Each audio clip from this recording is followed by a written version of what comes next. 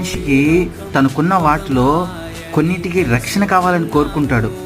Like కాళ్ళకి చెప్పులు కోరుకుంటాడు, చేతులకి గ్లౌజులు కోరుకుంటాడు, తలకి హెల్మెట్ కోరుకుంటాడు, ఫోన్కి పౌచ్ కోరుకుంటాడు, స్క్రీన్ గార్డ్కి ఫోన్ డిస్ప్లేకి స్క్రీన్ గార్డ్ కోరుకుంటాడు. మరి ఒక మనిషికి ప్రాణానికి ఏం కోరుకుంటున్నాడు? ఒక మనిషి ఆత్మకు ఏం కోరుకుంటున్నాడు? అదే కదా ఈ లోకంలో మనకి ఇంపార్టెంట్. అదే కదా ఈ లోకంలో మనం ఇక్కడి నుంచి వెళ్ళిపోయిన తర్వాత మన ప్రాణానికి ఏదైతే ఇంపార్టెంటో మనం అది కోరుకుంటున్నామా?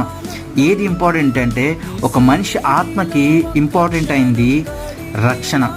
ఒక మనిషి ఆత్మకు ఇంపార్టెంట్ అయింది బైబిల్. ఆ బైబిల్ని మనం కోరుకుంటున్నామా? అసలు బైబిల్ ఎందుకు ఇంపార్టెంట్ అని అంటున్నానంటే అది దాని యొక్క ఉద్దేశాలు